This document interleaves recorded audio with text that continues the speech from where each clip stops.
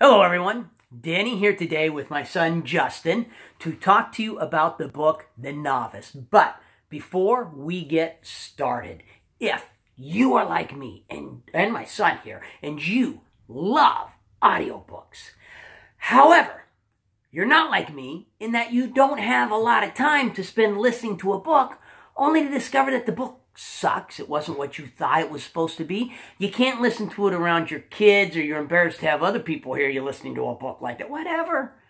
Subscribe. Turn on notification. It's what I do. I have the time. I spend all day driving a truck. I do nothing else but listen to audiobooks. Then, down in the comments, leave me the names of any books that you would like me to check out for you. It's what I do. Now, to the book. Justin, you listened to this book before me. That I did. So I'm going to let you go first. What are your thoughts on the book? I love the book, to be 100% honest. It's very enjoyable. I like the way it flows. I'm currently on the third book. I'm a couple hours into it. It's awesome. They all flow one to the next. Great. I like the storyline of it myself. What do you think, Dad? I really like it. It's thoroughly enjoyable. It's got a good bit of action to it. It's got several surprises built into it. There were two parts of it that, while they didn't ruin the book by any stretch at all, I myself would have liked to have changed. You've got some major action scenes and some major plot lines that kind of build up steam. It's towards the end of the book. You've got a big battle where there are 5 people killed, and then they go back into training mode. And so you've got this huge wave, this huge buildup of tension and action, and then it just dies and goes into them back to training. Now, earlier than that, they've been spending a lot of time on the training, and I had really enjoyed learning about the training. The demons, were the demons what you thought the demons would be? No, actually, that was one part I really liked, though, because it wasn't your traditional type of demon when you hear the word demon. I liked how they took ideas of just like mythical creatures and twisted them a little bit and made them into demons. I really enjoyed that. Yeah, I thought the demons were going to be like big, huge, scary monsters. Yeah. And they're either animals or, like Justin said, mythical creatures. Some of them are kind of cute. They're all more like lovable pets than big, scary. Now you get into book 2, which I'm most of the way through. I'm not into book 3 like Justin. And you run into some scarier demons in that. In fact, I actually think the author must have had an absolute blast just letting his imagination run hog wild, dreaming up new creatures. You've got a lot of creatures in these books that are the demons I've never heard of anywhere in other books. So he's not stealing from other books. You know, there are some books that are, you know, you've got griffins, which griffins are in other books, but then you've got stuff that just, he's describing it and I'm thinking, who would think to put that together as a concept? That's actually a pretty, I'd like to see that. That's pretty cool there, you know? And then the other thing that I didn't like was the very ending of the first book. You have Fletcher. He's won. He's about to get his reward, and we're trying to keep from, you know, giving away too many whatever they're called here. Spoilers. That's it. We're trying to keep from giving away too many spoilers. But he's about to claim his prize, and it doesn't catch you by surprise. Just because, like Justin said, the book has a flow to it, even with all of the twists and the turns. Because of all the twists and the turns and surprises, you know that as he's about to claim his prize and claim his victory, the author's not going to let him have it. And sure enough, something happens. And it's not that the something happened that bothered me. I think it's because me being a military, I was in the Marine Corps. What happens could never happen with the Marine Corps. They basically, some people march in. He's just been made an officer. He's about to be, commissioned, all this stuff. And an outside agency marches in, beats up one of their officers, and takes him away. And there's generals in the room, and nobody does a thing. That, for me, it was just like, it's the military, And the thing with that is, though, the outside agency it's ruled by the king and answers strictly to the king. And you find out more on that later, which is a whole nother twist in and of itself. But the thing is they're called, well, I don't want to spoil it, but the outside agency, as we're calling them. They're called. Okay, the Pinkertons. Is it Pinkertons? Pinkertons. Something like that. It's pretty close. Pinkertons. They can basically do whatever they want, and they're just heartless people. And they're still above, they're above the generals, and so there's not a whole lot the generals can do. And I thought the generals would do something, but there's only so much they can do without getting all of them in trouble or just killed. No, those were really the only two parts of the book that, for me, I mean, did you have any parts, or did you just love the entire? I just love the entire book. Even though I could see a lot of the twists coming, and I mean, even up into the third book, there's still twists coming that I didn't see. Or I did see, and I still enjoyed it because it was one that flowed with it, and I liked that he put that in there. There is one that you're about to come across, and we briefly touched on this. I had no clue, absolutely no clue, and it happened, and I was just sitting there like, what? And I think I said something out loud, and everybody in the room around me was kind of like, what are you okay? And I'm just like, sorry, book. It's really good. But can you imagine? So when the boys were younger, we live in Washington, and we have family in California, and we'd make an all-day drive to California, and we'd put on audiobooks. Yeah. How awesome would this we didn't find this audiobook, we didn't listen to it, but would you, boy? And I think Mom would have loved this audiobook. I think these are pretty new. I don't know how new they are. All three books. It's a trilogy. All three books are out. I don't know how new they are. As I finished the book, you know how it goes through copyright and all that stuff? It was dated copyright 2016. Oh, so they're fairly new then. I'm pretty sure it's relatively new. Yeah. It's a really good book. Still, if we'd have had it, wouldn't it? And this would have become, I think this would have become a family favorite. Definitely. Definitely. How would you have compared this to the Ranger's Apprentice series? Do you think you would have enjoyed this more or the Ranger's Apprentice series more? That's honestly kind of hard to judge. So I love the Ranger's Apprentice series. We listened to it, and I read it when I was little. While I was working at CNI, I listened to a couple of the books. I don't think I've ever finished the series. But they're so different, yet also kind of the same in the fact that, they're both archers a little bit, and they're swords, and it's a little more medieval, and there's some mythical creatures, but it's on such a different range. Just like with Free the Darkness, they're all fantasy books, but they're all so different that I can enjoy them a ton. And I have to say, those three are probably three of my favorite book series. So that makes that really hard to judge which one I like more. See, so far, I've got like an hour and a half left in the second book. And I would put this book series in my top 5 books. Definitely top 10, probably top 5 books of all time. I mean, I'm loving this book series.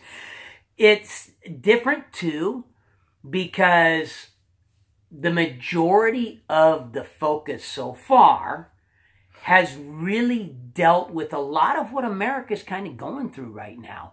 Yeah. It deals with a lot of political tension, a lot of racial tension, racial injustices, a lot of what, whether you feel like America's this way or you feel like America's not this way, it's still something that America's going through right now. And the book really kind of addresses it. Fletcher's this guy that he's willing to befriend elves and dwarves, and the majority of the human race just hates everything that's not human. And the way the laws are set up against the dwarf, I mean, there's so many times in the book, I don't know about you, but I'm listening and I'm like, oh, somebody punch that guy in the throat. That dude needs to die. And he doesn't die. He gets away with what he's doing. You know, like the Pinkertons. You're like, okay, a crossbow bolt needs to come out of somewhere and take that dude between the eyes. And it doesn't happen. You know, my favorite part about what you just said, Dad, is the twist I was talking about deals with that directly, and that's the one that I've got coming up. What you just talked about, it totally caught me off guard. Yeah, and I mean, it happens. If with how much you have left, you got a little bit left before you get there, but it happens, and then.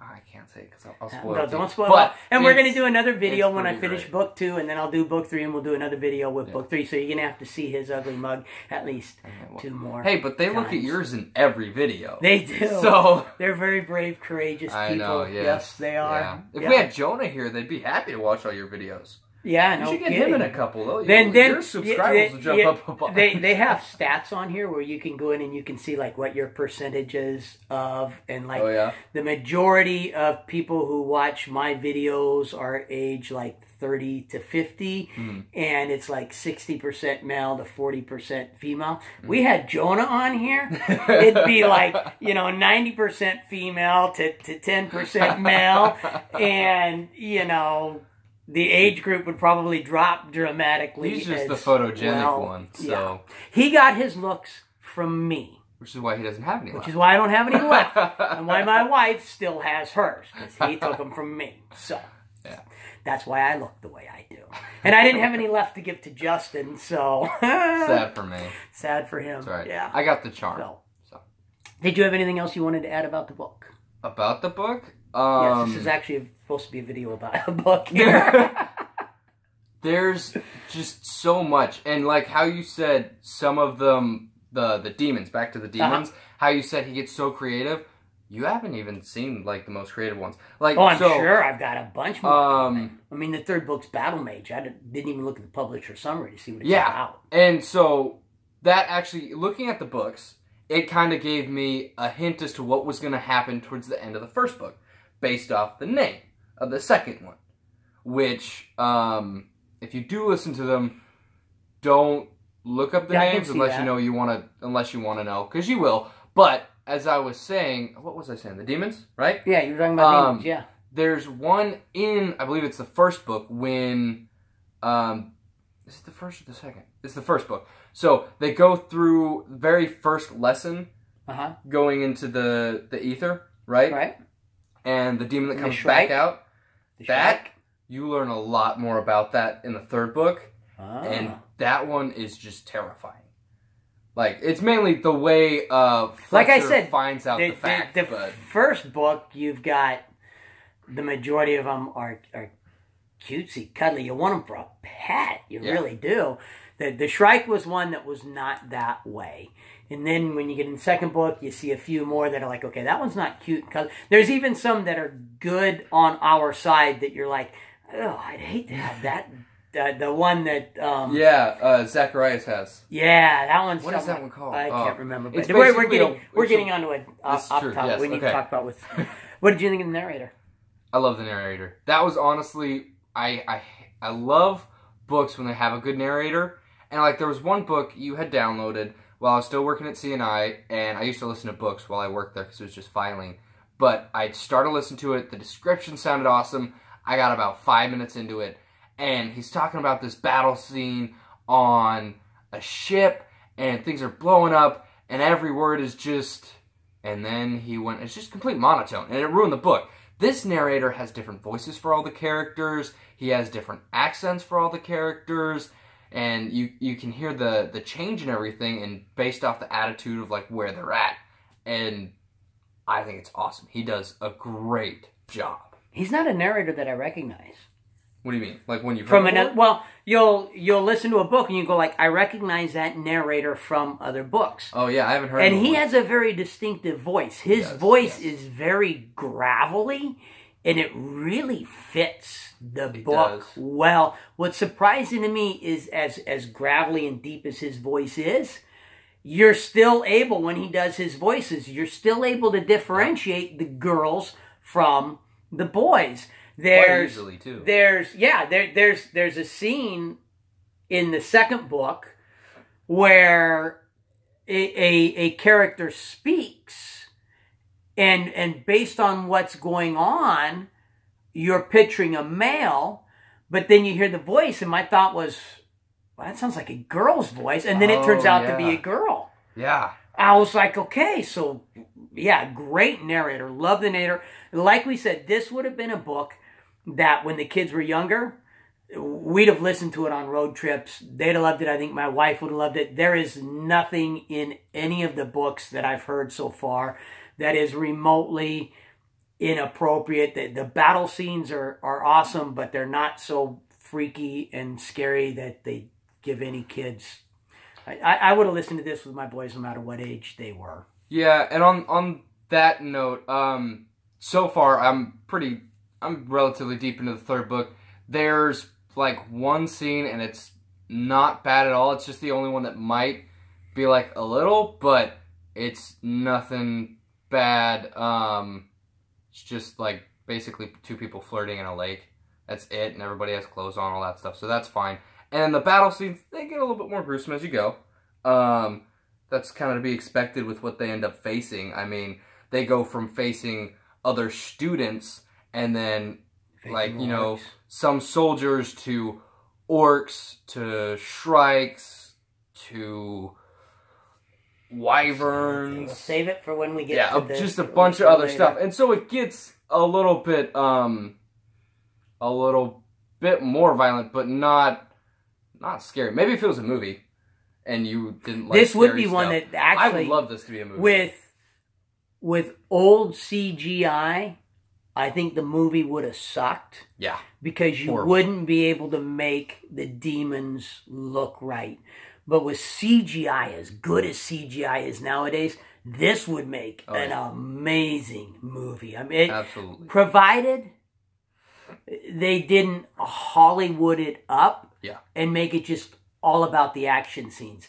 Because I think if you took and you made this book all about the battle and the action scenes, then you'd lose so much, because so much of the drama and so much of the tension comes from the political unrest, comes from the racism, you know, all those I hate the nobles in the book, and I hate the Pinkertons and Oh yeah. There's so much that if you just took out, you know, the talking scenes or even the classes.